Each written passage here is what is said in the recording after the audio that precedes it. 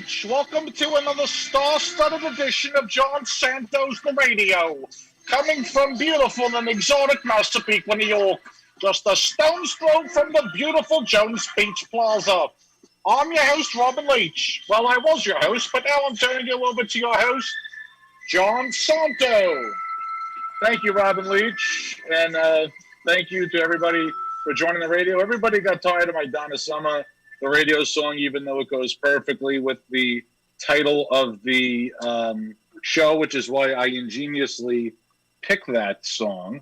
But we have a great show for you tonight. We're a week late on our National Aviation Day show. National Aviation Day is August 19th. Just so happens to also be my birthday. Just so happens to be Orville Wright's birthday, which is why in 1939, President Roosevelt made August 19th National Aviation Day. I found out about it in 1987 when somebody gave me a calendar. I turned to see what plane was in my August, and holy crap, my birthday's National Aviation Day? What are the chances? 1 out of 365, as it turns out.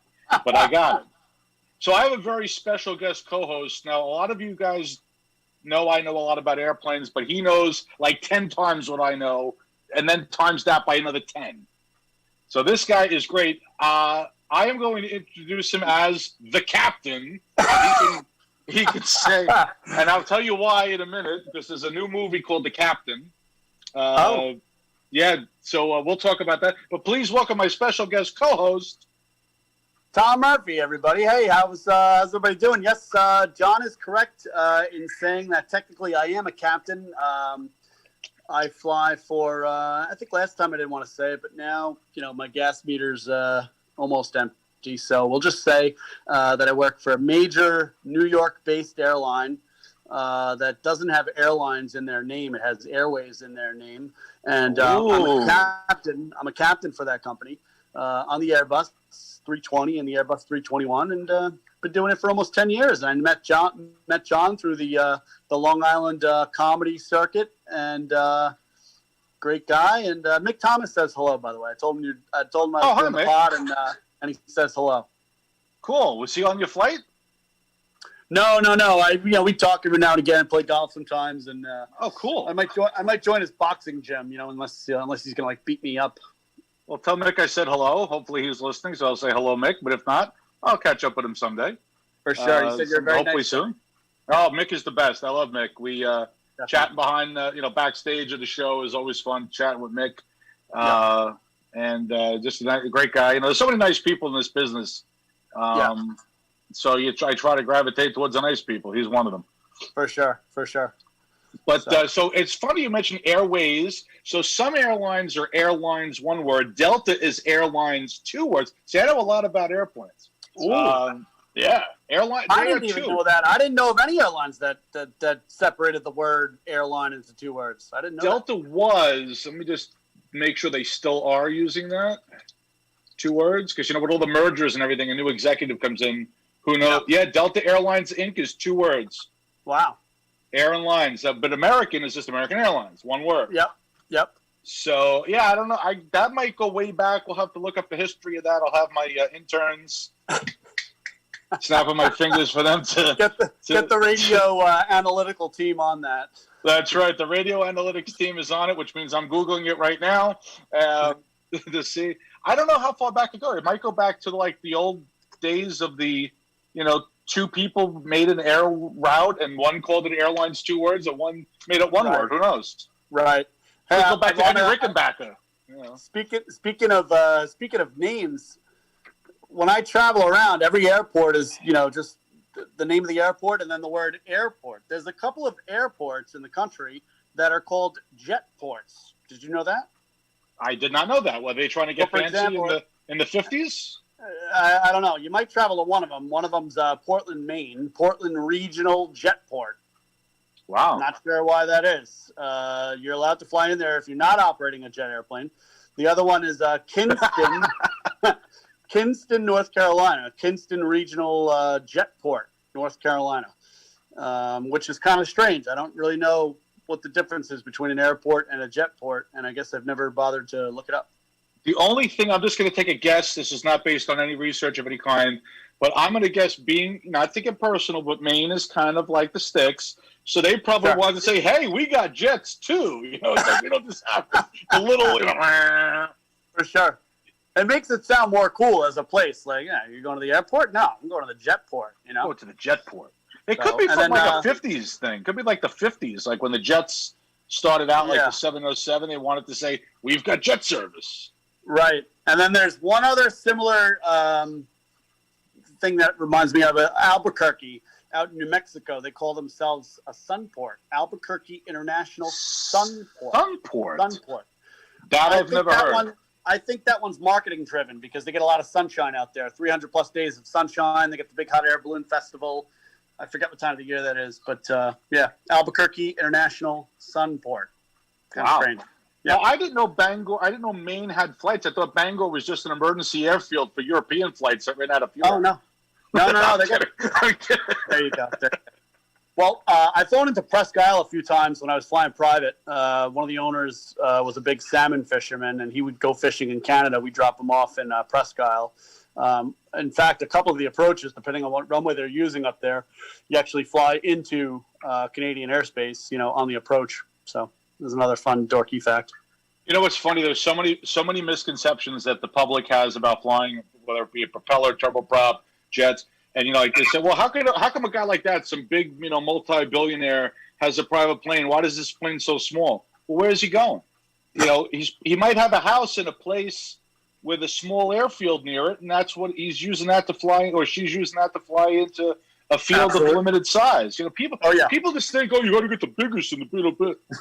What's the mission? Where are you going? How, you know, what are you doing with the airplane? You know, I want to buy a Piaggio Avante. Sure. Why do I want that plane? Because it's so cool looking, you know. Because it's loud. Because the propellers are very loud, and I like loud. I like obnoxious. That's and it just sips. The way I like to fly. It sips fuel. It sips 33% less fuel. I know. I still remember the Piaggio guy rattling through at an air show.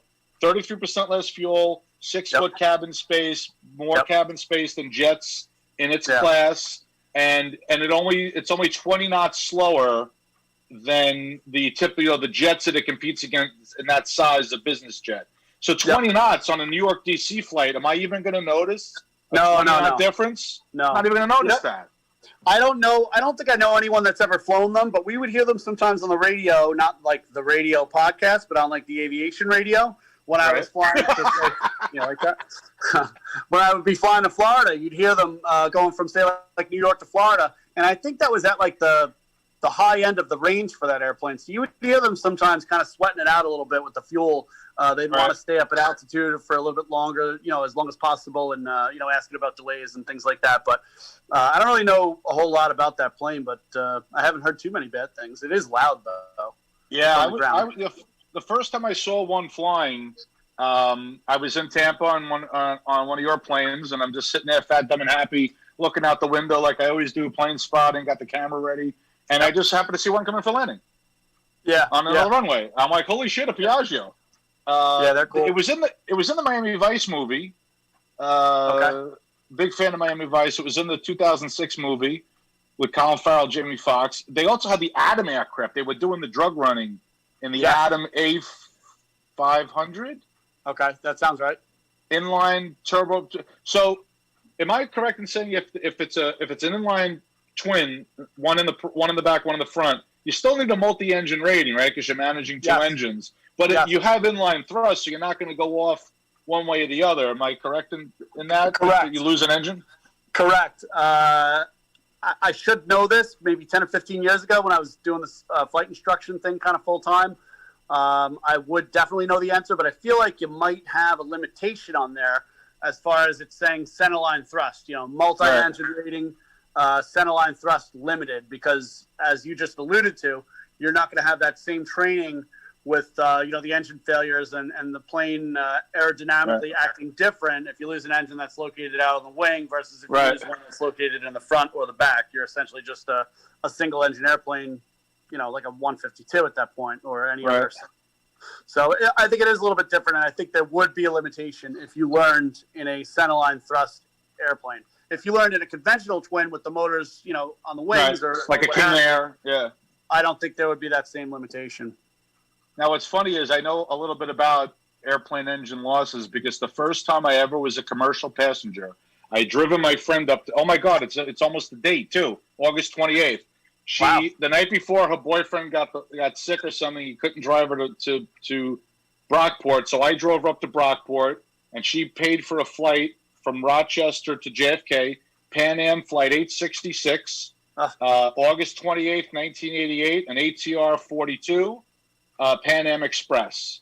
Wow. So we're in the air, and I'm in 4D right next to the engine, and I hear a loud thud come out of the engine. And I see the engine just, and all of a sudden the plane went to the right because now that other engine's cranking out at whatever it's cranking out. So we yawed to the right, and I'll never forget what the captain said. Word for word, this is what he said. Okay, gang, here's the deal. We've lost our right engine. We're going to make a precautionary landing in Bridgeport, Connecticut. There is no danger. That's exactly what he said. Wow. Exactly what he said. So we land in Bridgeport, and I'm doing my stand-up for the passengers. Right, I just started comedy, so I'm doing my stand-up for the passengers. The captain comes out. Is there a Mr. Santo here? Yeah. Now I'm thinking they think I had something to do with it because I was sitting right there, and I told the flight attendant the engine quit. And I'm like, well, how could I have anything to do with it? I'm sitting here fat, dumb, and happy. So my friends that were picking me up, that were in on that deal to have me drive her up to school, kids I've known my whole life. They're waiting at JFK for me, like, hey, Santo, heard you had a little scare up there. This is the first time I'm on a commercial flight ever. Oh, my goodness. I listen to the flight attendants. I listen to the safety briefings. I know the exits. I count the seat backs. I'm getting out of that airplane. I don't know who else is getting out with me, but I'm getting out of that airplane. Yep. That's funny. It's funny that they thought maybe that you had something to do with it. Could you imagine? No, they didn't. I that's what went through my head. That's what you were going through. Why would the captain? Right? Why? How does the captain know who I am? Like a comedian that plants a heckler in the crowd so that they destroy the heckler intentionally. You sabotage that engine so you could do your stand-up comedy. I could do my stand-up tragedy. Oh, so technically that was my first Connecticut show. If it technically. Exactly. How many seats on that airplane? Was it a full house? Was it a bringer? It was, and ironically, so we landed in. Oh no, that was different. I'm sorry, I got my airports confused. I did a show at Rich Walker in 2016 up in Windsor Locks, Connecticut. Yes. That's north of that. Bridgeport is the one right on the water. That's the by Sikorsky Field or whatever. I wanted to go to a couple of shows on my Bradley and Hartford. Well, we don't fly into Hartford, but sometimes we stay downtown and sometimes we stay closer to Windsor Locks Airport. There's one club up near Windsor Locks. I think it's called the Skyline that they do some comedy shows. That's what it was. Yeah. The diner. Yeah. And then there's a private room in the back with a stage. It's like a diner in the front. I've never been there, but I've wanted to check it out. It's just the timing never worked out. And then you can see the runway from there. As soon as we walked into the parking lot, you're like, the airport's there. Yeah. Yep. And then there's the Brouhaha Comedy Club downtown, which I think has closed now since maybe, I don't know, the last few months. I had heard that it was with the COVID. Yeah. Which is kind of a bummer. But I was thinking we were talking Piaggio before. You know who I bet loves that plane? Tony Soprano. I'm sure he was chartering Piaggio back in the day. It's a frickin' Italian airplane. Like a phenomenal. I got to tell you a funny. It's the best plane. I don't know, T. It's got propellers on it. I don't know if I would. I don't even know if that was Silvio or Paulie, but that plane is made in Italy. We got to buy one of these. I will tell you a funny Piaggio story. Piaggio and Ferrari are marketing partners. So I was at the NBAA show in Orlando, Florida. Piaggio airplane. Right in front is a Ferrari. Ferrari racing team flies Piaggios. They got the Ferrari logo on the nose of the plane, like the car. Yeah. So I get in the Ferrari. It's gorgeous. Like the tool bag is bright silver tools. I don't think you actually use those tools. Beautiful, like saddle leather bag. Smelled fantastic. The car's, and it's tight. I'm 6'2". I get out of the car. This Italian guy goes, "How do you like the car?" I said, "I love the car. It's a Ferrari." He goes, I said, "But it's too small." He goes, "I'll build you a bigger one." I look at the guy's name tag. Ferrari wasn't just the company name; it was his last name. It was the son. Oh my goodness! Wow. Yeah. So I'm like, please don't build me one of these. I can't even afford the sales tax on this one. Oh my goodness! They actually put tools in those things. How many Ferrari owners do you think are doing work with a tool? In the back, they have a tool. It's all bright stainless steel, like polish. You could see yourself in it. Yeah. And it has this like beautiful, very tough leather bag, like tan saddle, that beautiful Italian leather. Right. Smelled fantastic. I think it's just you just put it in the car. I don't think you use any of it. Sure, I think it's just a thing. The tool bag was $3,000. Oh my goodness! Because they had an accessories thing for sale. Like you could buy Ferrari jackets, hats. Wow. The jackets were like $300-400 for like I'm talking like a windbreaker, or I'm like I was gonna buy it, do my Tony Soprano, like it was like a track, so it was $400. That's a lot to spend on a prop. Oh heck yeah, Jeez. But how you? Cool. By the way, last time I was on, we didn't get to talk to what you wanted to talk about. So don't. What was that? What did I want to talk about? I don't remember. There was a couple of things that you wanted to talk about that we didn't get to talk about. I remember. We might have to do it the next show. After the show, but yeah. No, next show. We'll next show. But anyway, my point is, don't let me, yap too much over here. If you got to stay on point or whatever. So there's a movie that just came out called The Captain. It just came up on my YouTube just yesterday. I had no idea about this movie before. I think it's China or Singapore. I forget which country. I forget if that airline is, because China has so many airlines. I forget if it's Singapore. So this was an A319 that was over a very snowy mountainous range. I'm assuming it was like India area. Probably the Himalayas. Yeah. Himalayas, and the windshield blew out, and the co-pilot got blown out of the plane, but partially. Yeah. And the captain is trying to hold on to his belt. Wow. Fly the airplane. It's decompressing, and the people are getting bounced around. Yeah. And flight attendants are on the roof because the plane descended quickly. And so he's holding the guy in, and the guy's like flailing. I'm like, the guy's dead because when the wind blast, the guy lived. It's a true story. Wow. The guy lived. The captain is holding on to him with one hand, doing the throttles and the yoke with the other, pulls the guy back in the plane. Now he side slips the plane. He's doing all these to pull the guy back in. Wow. He pulls him back in. It's incredible. I would love to see it for sure. Is it going to be? Well, I don't want to say released in the theaters. I don't think we can go to movie theaters yet. But is it Netflix or what? YouTube only? You know what? I saw it on YouTube and it said coming soon, but the movie was 2019. So I don't know if that's out of date. Yeah, I definitely would check it out. Always love a good aviation movie. Captain movie, Airbus. I'm going to put Airbus in here because that's but it's all subtitled. Yeah. So that's why I don't know what its release is. Oh, it's Chinese. 2019 Chinese drama film by Andrew Lau.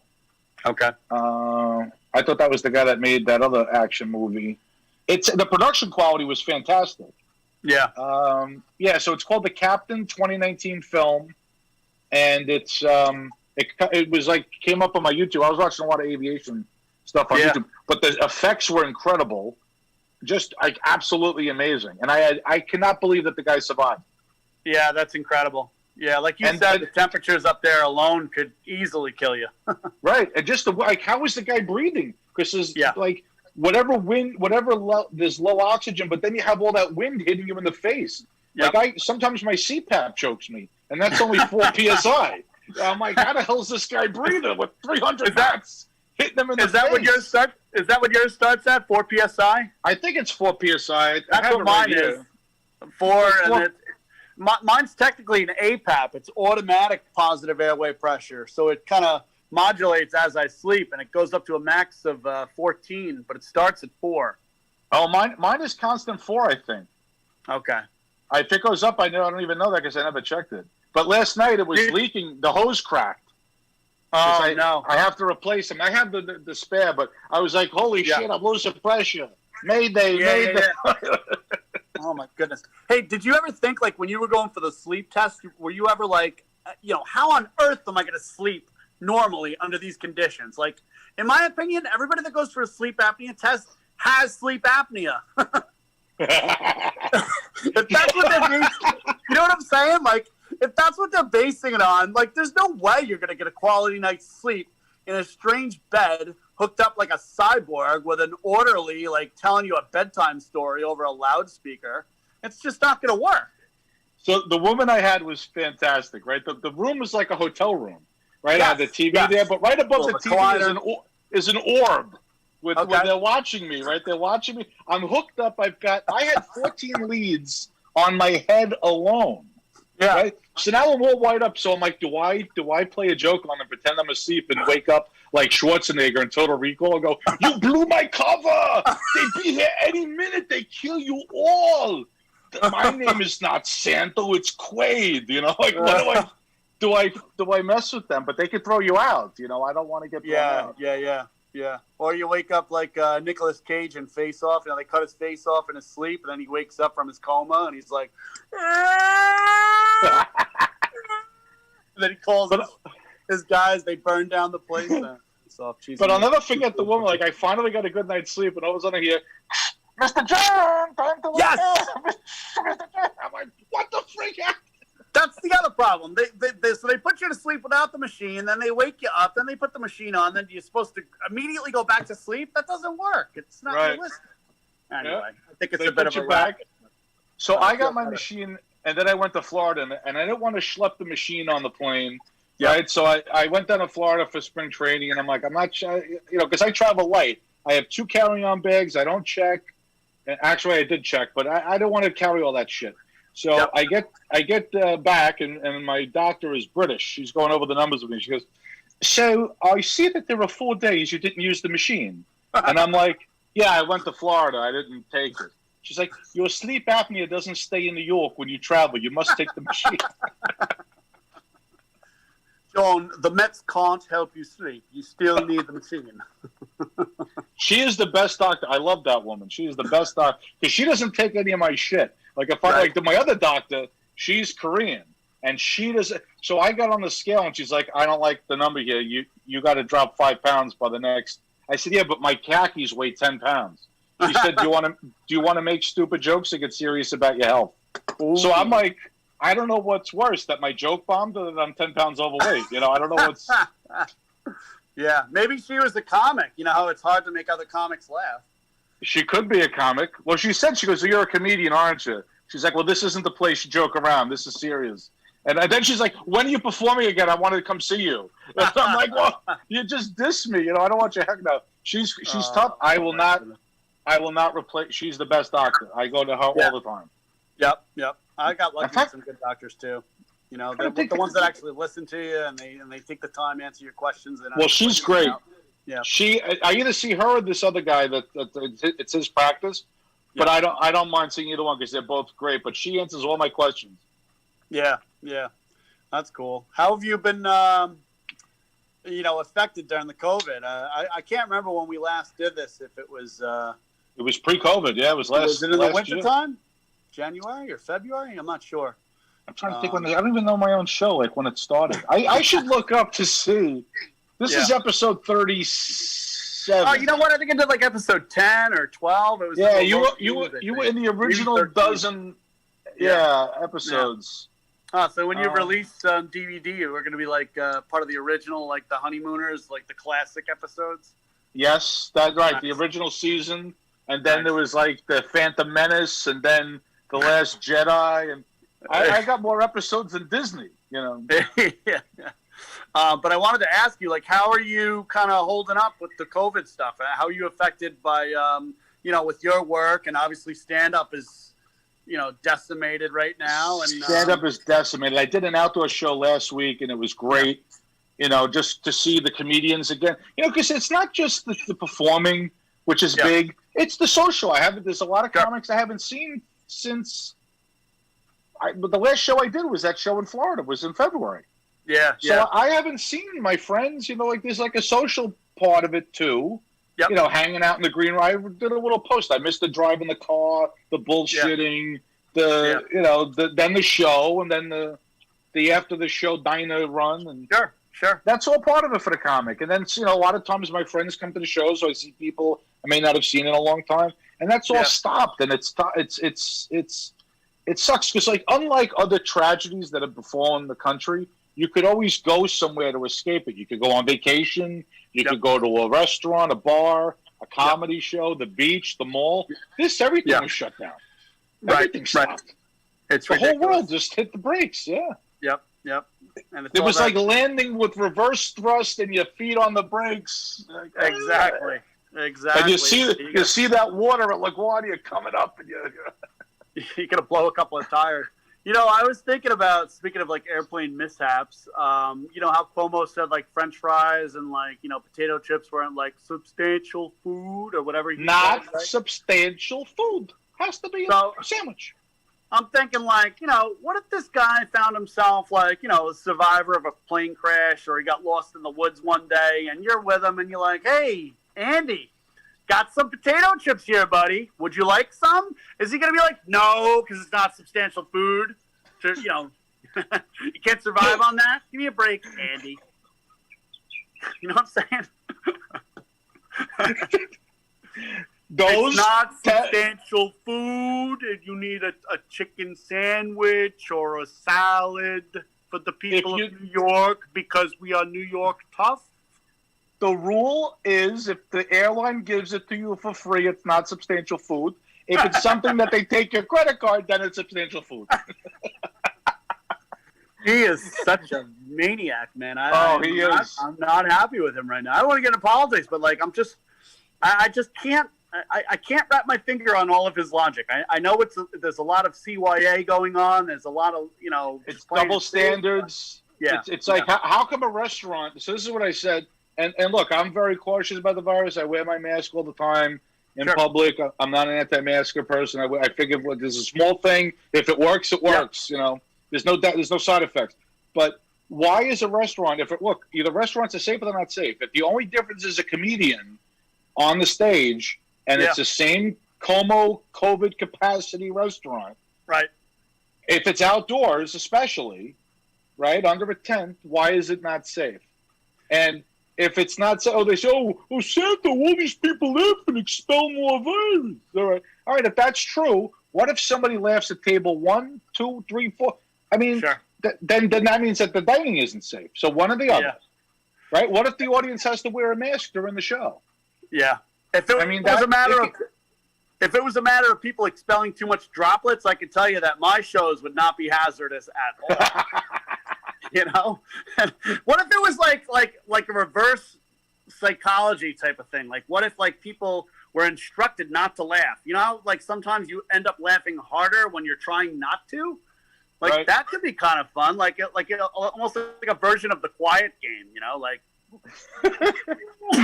Eventually you just like blow your top. That could be kind of funny. And there's always one guy with his arms folded that's not laughing anyway at every show. There's always one of those guys, and they're always visible from the stage. Yeah. Like I've never seen them where they were too far away to see. They're always in the front. It's like give the better seats to somebody else.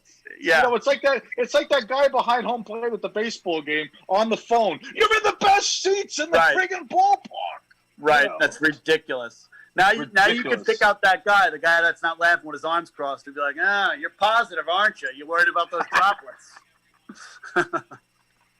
I don't know, man. I hope it turns around soon. He made an announcement about alleged full contact sports like football, ice hockey, wrestling, a couple of the other ones. He turned it youth sports, but I'm a big hockey guy, and I want hockey to get back to normal. They said no games are allowed. You can continue to practice, but no games.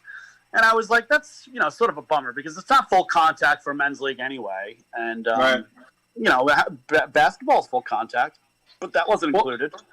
Well, his rule, I broke his rule about doubles tennis because I was playing with my wife and 2 kids. Yeah, and he's like, you cannot play doubles. You can only play singles. Well, we're getting in this car to go there. We're going in the car to go back. There's no reason why we can't play doubles. So we broke that's as defiant of the government as I can get. I don't go any further than that. But we were going to play doubles, and one guy walked by and he saw that it was a kid with a family, and he didn't. He's like, it doesn't matter. There was the courts were empty anyway. We were the only people on the whole on all 8 courts. We were the only people. Yeah, so it didn't matter. you're outdoors for the most part. And even if it was indoors, what's the difference playing singles versus doubles? What if you're having like a net battle with somebody? You're within 6 feet potentially of a person with singles, you know? Thank you. But if you're in the same house, like we're all, the two parents and the two kids, there's no reason why we can't play. Yeah. Why we can't play doubles. Then I took my son. They locked the baseball fields. Oh yeah. So we went around the back by the other field, and we just went onto the ball field and had a catch. Yeah. And we were doing drills. And somebody said to me, "Are you allowed to do that?" I'm like, "They can't stop people from destroying New York City. You think they're going to stop me from breaking into the thing? They can't even stop the riots." You're allowed to do that. We're going to play. I could do whatever I want. Yeah, we went right around, and it's like the hell with it. Yeah. We're from the same family. If another father and his son came, and we just let them play on the other part of the field, common sense. Of course. Unlike I don't know, man. I don't know at all. I'm actually a 2-time negative COVID test guy right here. Wow. Yeah, not from any exposures. You probably know I'm going through a bad divorce. My ex was running her mouth. I had to go down to Florida for training with my company, recurrent trainings. We do it once a year. And Florida, as you know, is a hotspot coronavirus state. Oh, nice. And, I'm not subject to any of those requirements being an essential worker. And I went down there because I had to go down there. It's not like I was traveling for leisure. If I was traveling for leisure, then you're technically not an essential worker because you're not performing any essential duties. But I went down there for training, and when I got back, there was some rhetoric coming from my adversary, and my attorney recommended that I go and get a test. So I did, and tested negative for the virus and negative for the antibodies. So how long were you down there for? Was it same-day trip down? No, I was down there for 4 days. I got down there on a Sunday. Oh, it was a whole course. And I left on a Wednesday. Yeah. Okay, it wasn't just like a quick sim check. It was actual training. No, yeah. We do 2 days in the sim. Actually 1 day in a flight training device. Technically, it's not a full motion sim. It's very sophisticated. It has all the push buttons, but it's not full motion, no hydraulics or anything. And then we do a day 2 is in the full motion sim. And then day 3 is your check ride. And then we do extended envelope training, a lot of, pretty much advanced unusual attitudes, like the unusual attitudes that you may have done as a private pilot or, things like that in the 172. We do that, but, a little bit more advanced, almost kind of like semi-inverted and things like that we get to recover from. Cool. I did the simulator without the hydraulics. I was with British Airways when I worked for Aviation Week. I was at the Farnborough Air Show. And I had a 737 Airbus captain. He was in the right seat, and I flew. And my first landing sucked. And he goes, "You're a piston pilot, aren't you?" I'm like, "Yeah." He goes, "All right, this is what you got to do." And I just held the attitude, less flare, and nose up. And then my second landing was way better. And then then after that, I was like really with his guidance, boom, boom, boom, hitting the numbers. Sure. But he was like, so I said, "Listen, I'm going to ask you a question. If I was ever on a plane and both pilots had the fish and I was Ted Stryker, could I land that plane?" So he goes, without missing a beat, he goes, "If I'm in the tower, I'll talk you right down to the ground." Just like Lloyd Bridges. We both high-fived each other. That's awesome. It was like he knew the move. Oh, and I sent away for it. I got the autopilot. Perfect. The audience can't see, but I have a miniature Otto the autopilot. It's the airplane. You can still get it. Target sells it. It came out in 2005. The Don't Call Me Shirley edition. Oh, that's perfect. The airplane DVD. I don't know if Otto, you had to send away for Otto. Sometimes he came in the DVD package. I didn't get one like that. I had to send away for it. But I don't know if you can get them with the package. But it's a lot of fun. And look where the inflation valve is. It's right on the belt buckle. Just like the movie. It's hilarious. That's cruel. I love it. They thought of everything. Yep, they sure did. But anyway, speaking about flight simulators, August 18th, which was last week, Microsoft Flight Simulator 2000 released. Okay. So my computer can't handle it. I got to get a new computer. Fortunately, the motherboard on this one is starting to go. So I got to get a new computer anyway. So I'm getting a top of the line. And I'm going to get so my wife goes, "Well, which edition do you want? There's a basic, an intermediate, and a deluxe." The price is 60, 80, and 120. I said, you shouldn't even have to ask. What, the deluxe? What are you kidding? You get all the airports. You get like 15 more planes. Yep. So I am going to film a movie based on Sully, but it's Silvio Dante with Butterbing Airlines. They're in an Airbus, and it comes with the A320, so I'm going to have the A320. Comes with it. And it's going to be called Silly. And it's Silvio landing on the Hudson. Oh, my goodness. Tony's the co-pilot. So you mentioned attitude. So Tony's going to go, hey, Shil, watch your attitude. What's my attitude got to do with it? No, Dish, the Hawaii. We're gonna land on Butterbing Flight 123 is gonna land on the Hudson. Yeah. Oh, whoa! You got a flock of geese right there. You got some geese. They're from Canada, Tom. What the hell are we doing here? But I've done it. I've flown it on Microsoft, but the graphics are so bad. Yeah. I mean, they're not bad. The graphics are good. The Airbus is good, but it's going to be better. Like the Statue of Liberty, I've seen the movies that people have made. The Statue of Liberty looks like the Statue of Liberty. It's incredible. It's incredible. The scenery is amazing. Yeah, it's really amazing. I mean, like I have the old one. It's still Giant Stadium. Yeah. It's not like now you fly over like Citi Field and you're flying over Citi Field. Yep. You know, it's like incredible. I mean, so I'm going to wait till I can get the computer. Then we're going to film.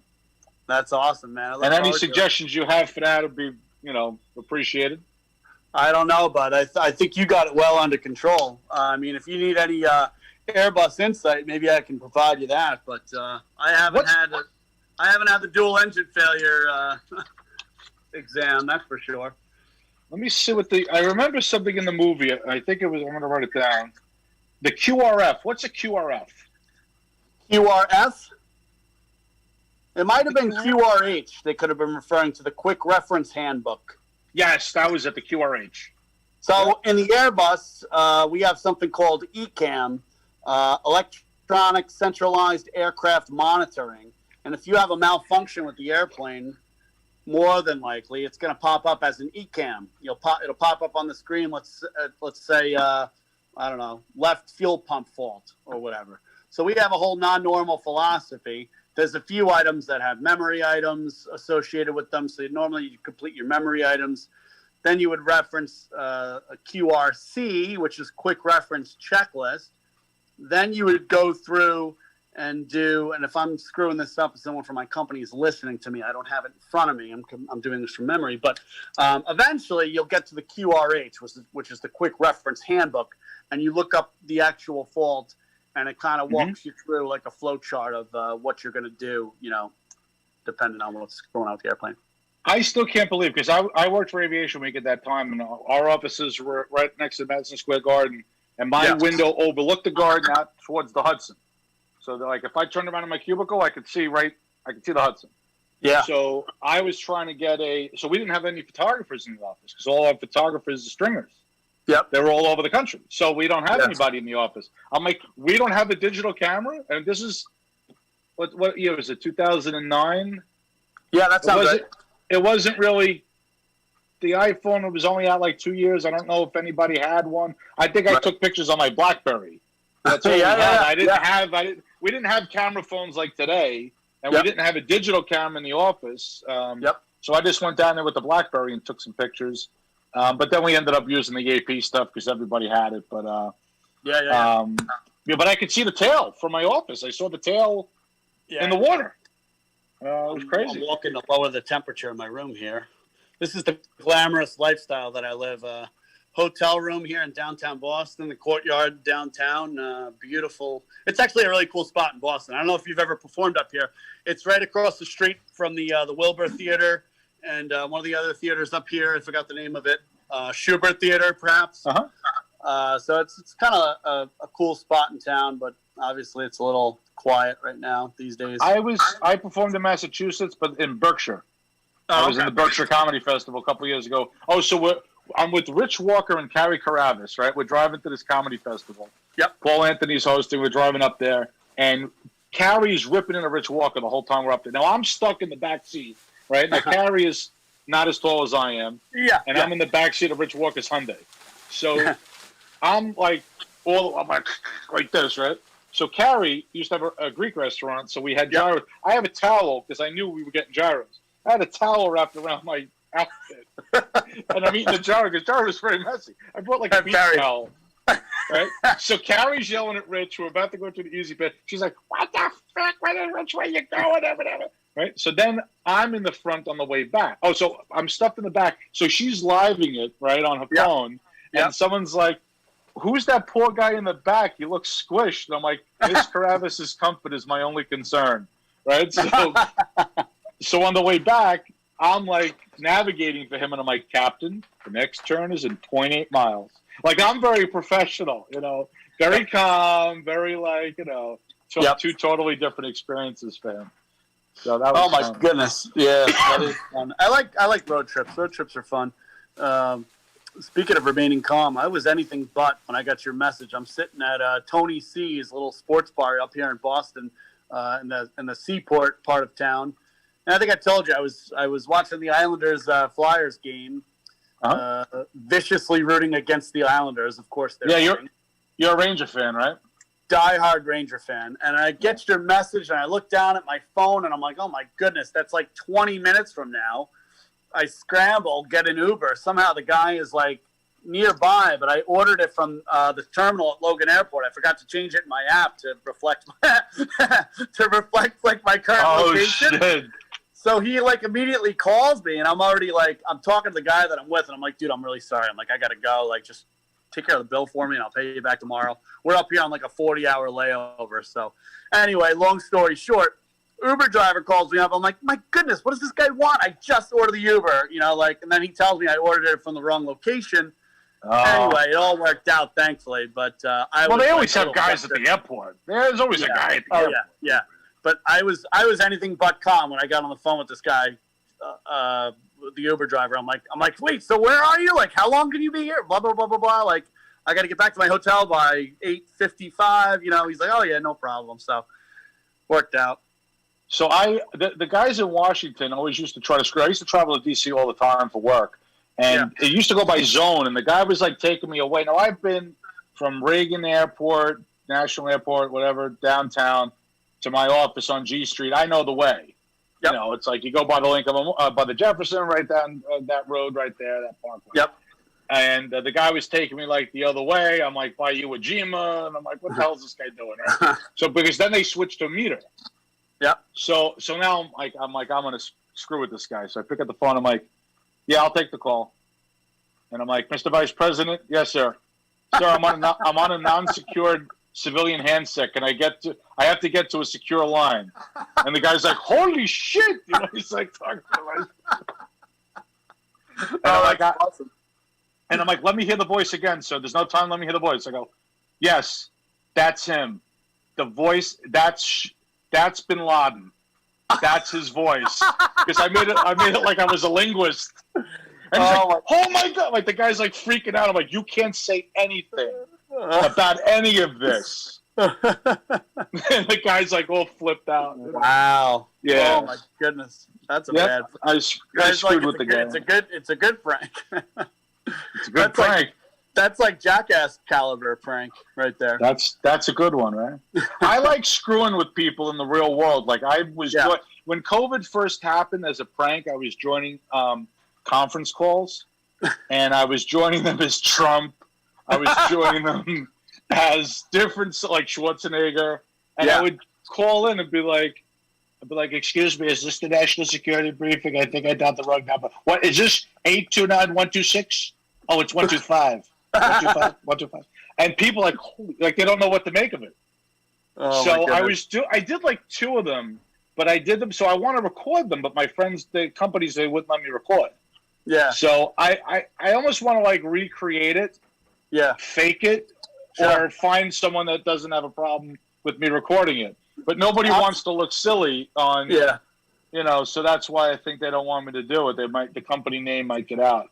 But yeah, I'm sure we could stage it somehow. And if not everybody in the group is in on it, then it might appear to be more authentic than if everybody is kind of scripted.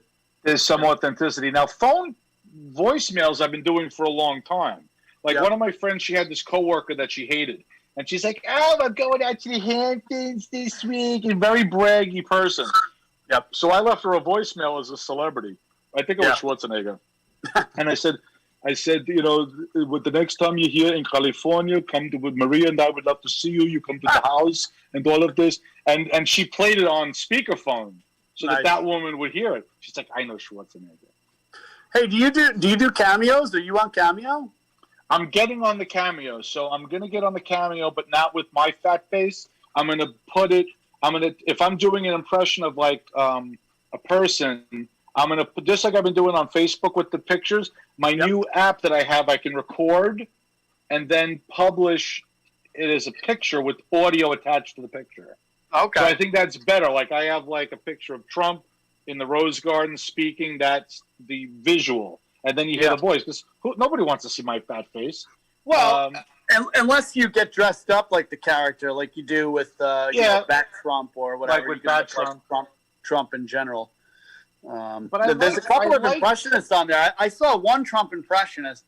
I didn't even listen to him, but I'm sure you're just as good, if not better. The guy was charging like $180 for his cameos. First of all, nobody does Trump better than I do, believe me. I'm the best Trump impressionist. All the numbers show it. If you look at any poll, look at all the polls. All the polls say I'm the best. All the polls. You know, that's a stupid question. And I've seen you on television. What a stupid question. Don't be a cutie pie. That was the best. Don't be a cutie pie.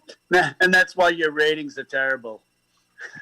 See, I'm going to do Tony Soprano. I do it in my act, but I'm going to do Tony Soprano as president. I just ordered a bathrobe. I'm going to do it in the bathrobe. Oh yeah, and it's like I'm going to have him. But there was like an incident at the White House where they took Trump off the briefing because there was a shooting, and they're all asking these stupid questions about the bunker and why he left the stage and what do we like? What do you know about the suspect? He just said we don't know. There'll be a report later.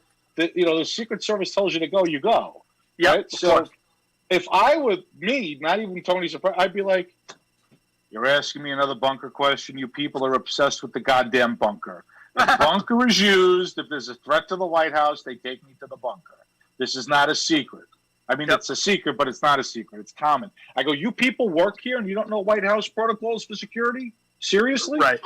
You're asking the same goddamn question. I just told you we don't know. And if I did know, I wouldn't say. Because I can't. They're probably trying to get intelligence for the Antifas and all the wonderful people. Most of them are good people, I will say. The Antifas. The Antifas. But, like, there's things that the president, no matter who it is, I don't care if you're Trump or whoever it's me, if it's you, you can't say things at that time. There was just a shoot. Now, they have 18-inch armor-like glass. I was in the press room once. That glass is transparent armor. That's heavy duty stuff. But you gotta you don't know if there's explosives involved or whatever the hell. So they move the president out to a secure place. Secret Service makes these calls. They're in charge, you know. Right. And this exact thing happened on the West Wing. There was an episode of the West Wing where they crashed the building because there was a shooting, hit the White House, it hit the press room, and then they evacuated everybody to the Oval, which is on the other side of the West Wing, the south side. But it's like this is not. These things happen, and they move the president around. This is just what they do. You know? Yeah. Well, you should definitely do Cameo. You could do a multitude of characters. Heck, you could probably do a separate Cameo price for each character. Man, you could be rolling in it. That's a brilliant idea. I'm sure you've already thought of that. No, I didn't think of that. That's a great Trump idea. impersonator, Tony Soprano impersonator, your whole list, bud. That's a great idea. And if you need an agent, let me know. I've always wanted an agent. Did you ever see Tootsie with Dustin Hoffman? No, I haven't. You never saw Tootsie? I know, it's a classic. I'm one of those guys that has not seen like a lot of movies for whatever reason. I don't know. That's because you're flying the plane. You're flying the plane. The movies are on in the back.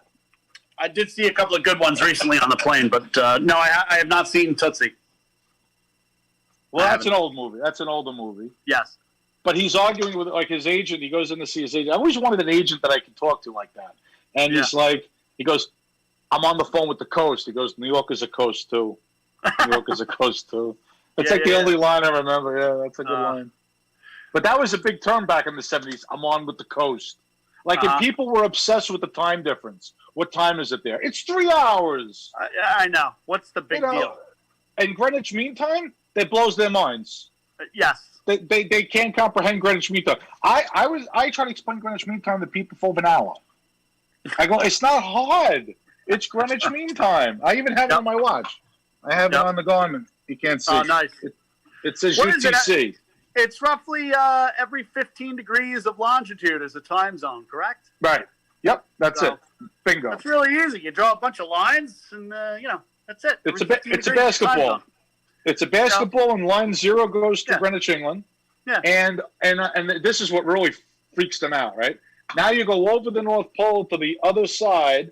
That's the 180 degrees of longitude, and that's your international date line. Yep. Blows their mind. And then, you can't forget about those few states in the United States that don't honor daylight savings time, and a couple of Caribbean islands that don't do it. So it's like they're normally in this time zone, but they don't do anything with the clocks. So and then you have to be abolished someday. Right? And then India, Pakistan, they do half hours. Iran is a half hour. Yes. Yep. So they do the bottom of the bottom. So if it's 10 o'clock here, it's like whatever, something 30 there. But here's the thing with the what was I going to say with the so I was in Greenwich. I went to the observatory in England, and I'm standing on the prime meridian, and I'm in two hemispheres at the same time. People don't. That's another thing people don't know. East and West starts. That's where it is. Yes. And so I'm there, and I said to them, I go, do you guys do London daylight savings time, or is in Greenwich? Do you observe always Greenwich Mean Time? Yeah. So the guy's like, no, you have to go 15 degrees to change time zones. I'm like, no, you're not answering. Is Greenwich on London Standard Time or on London Daylight Time? Because of course I'm there in July. Yeah. And he's like, sir, you have to go 15 degrees. I'm like, you're not getting my question. Is the town, because I have to make a train, does the town observe daylight savings time? Right, yes, right. I'm like, give me your goddamn watch. What time is it?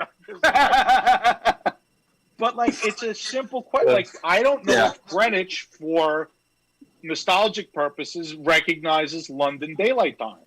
Right. And it turns out that they do for commerce purposes. So Greenwich Mean Time, even though you're in Greenwich, you're an hour ahead of Greenwich Mean Time in Greenwich. That's crazy. During daylight savings time. I definitely did not know that. That is crazy. Yes. So it's Greenwich Mean Time, but because, like I said, it's in London, so they do observe daylight savings time, but not the observatory. The observatory does not observe it. That's Greenwich Mean Time. But most people are operating on London daylight time. Interesting. Yeah. I had no idea. That's a cool place. And the coolest thing about the clock there, the 12 is at the bottom. It only goes around once a day. Yes. It goes 1, 0, and then whatever, and then there's a 12 at the bottom of the clock, and then 6 o'clock is where the 9 o'clock is. Okay. And then that's it. It's 12. It's 6, 12, 18, 24. Yep. Oh, cool. And it's 1800. It's not none of this PM bullshit. Yeah. The Europeans do it right. They do it. That's mine is set to. It's 21:54, baby. Boom. Oh, geez, boom. We flew by, didn't we? The hour. So we're gonna have you back in December. Okay. Let's see because that's the anniversary of the Wright brothers, December 17th. Yes, that's right. This will be our aviation shows. I'll be getting ready to start my holiday shopping. Holiday. Yeah, for sure, man. I'd love to come back on. Let's see when December 17th is. Shit, it's a Thursday. So we'll have you on the 14th. Okay. I don't know who's coming on next week, but I've got you for December 14th. Excellent. I was trying to find the link to stream tonight's episode, but I couldn't find it. So if you have it, or if Bobby has it, I'll try and find it and share it. But no worries. It's Don't on go through iHeart. I forgot to share the show. iHeartRadio? Yeah, we're on iHeart. I tried to share I forgot to share the show on BookViz. Okay, no problem. People are watching rerun. Don't be so hard on yourself. You know what it is? It's so hard to be the host. I am the #1 radio show on this network at this time, on this day. I have heard that. That's a big burden, and people don't understand. To be on top at this time, on this day, on this network is very hard. Absolutely. But I never forgot where I came from because I still live there. Oh, yeah. That makes sense. So where are you off to next? You returning to where tomorrow? Tomorrow I've got nothing. Like I said, I'm up here for 40 hours. We got here today at 6 p.m. Just the way the trip was kind of modified. Some flights got canceled. So we're operating to Denver on Wednesday morning at about 11 a.m. Out of Boston? Yes. Oh, wow. That's cool. Yep. I've never been to Denver. Yeah, and then I'm scheduled to deadhead the following day on Thursday back to New York. So what I'm going to do instead is self-deadhead. I'll just non-rev on a flight home when I get to Denver on Wednesday afternoon, probably a United flight to LaGuardia. Then I'll Uber back to my car. Oh, you guys have all those agreements with the other carriers, right? So you can fly. Yeah, yep, absolutely. Yep. Cool. Well, I think we're at the end of the hour. Bobby might give me the high sign. I can't. Bobby's really small now. I got him down there. Oh, there he is. Well, plus, there he is. I'm wearing the wrong glasses. There's Bobby. Bobby, how was the show? Great show. Good show. Very good. The captain knows his shit stuff. Yeah. Thanks for having me on, John, and thanks for having me. Thanks for having me, Bobby. I appreciate it. You got it. No problem. We'll have you back on. You can. The captain is returning on December 14th, around there. Sounds great. Right around the Wright brothers. Thank you for coming on, all the way up from Boston. We got people all over the country on the show, the radio. Big time. And tune in next week at 9 o'clock, where I will have a special guest co-host. I know who's coming on the 7th. Teresa's coming back. She's going to update us on our 8-week weight loss program. But until then, see you next week. So long, boys.